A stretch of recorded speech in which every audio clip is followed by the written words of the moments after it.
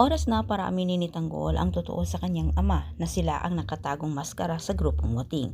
Masyadong matalas ang pang-amoy ni Tanggol at madali nitong nadiskubre na sila'y ginagamit ni Mr. Won para madispatsa ang mga kargamento ng mga ito. Uminit ang ulo ni Ramon sa puntong ito at gusto na niyang tapusin itong matanda. Samantala, ang mga kaibigan pala ni Tanggol ang unang nakakita sa mga parak na nag-aantay sa labas. Dali-dali naman itong itinawag ni Divina kay Tanggol. Pagkakataon sana ni Tanggol para wala na silang gawin na makuha ang kargamento ni Mr. Won pero mapapahamak ang kanyang ama. Dali-daling ipinarating ni Tanggol sa kanyang ama pero kawawang Roberto, siya ang mapagbibintangan ni Ramon sa kagagawan naman ni Olivia.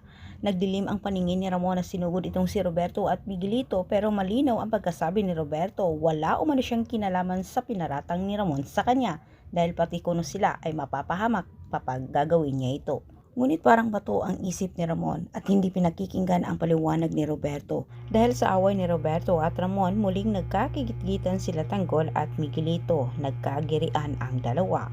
Si Tanggol, nabubulabog silang lahat nang lumitaw bigla ang mga parak at inuna ni Tanggol ang kaligtasan ng kanyang ama at si Don Julio.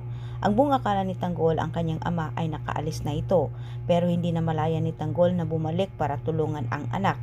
Saksi si Ramon sa pagtulong ng grupong Wating kay Tanggol, nakipagsabayan sila sa mga parak. Inisip ni Ramon na ang grupong Wating ang mga kaibigan ito ni Tanggol at antabayanan po nyo ang susunod kong update. Maraming salamat sa panonood.